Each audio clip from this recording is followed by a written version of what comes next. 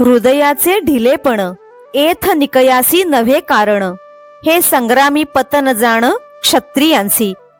तुझ्या मनाचा हा दुबळेपणा तुझ्या कल्याणाला कारणीभूत होऊ शकणार नाही.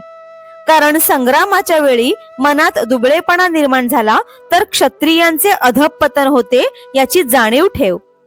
ऐसे नी तो कृपावंतू नाना परी असे शिकवितू, हे ऐकोनी पंडुसुतू काय बोले.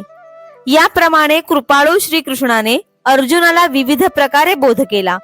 ते सर्व ऐकून अर्जुन म्हणाला, अर्जुन उवाच कथं भीष्ममहं संख्ये द्रोणैश्च मधुसूदन, इषुभिः प्रतियोत्स्यामि पूजार्हा वरिसूदन.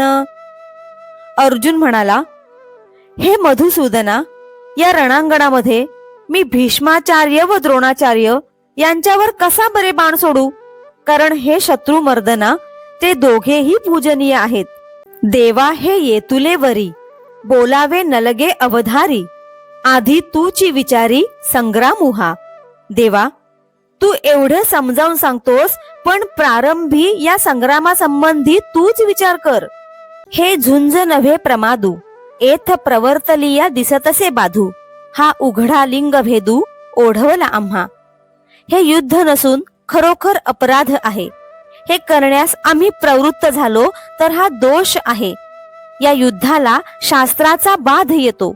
एवढेच नव्हे तर आम्ही आराध्य देवतांचा उघडपणे उच्छेद करीत आहोत.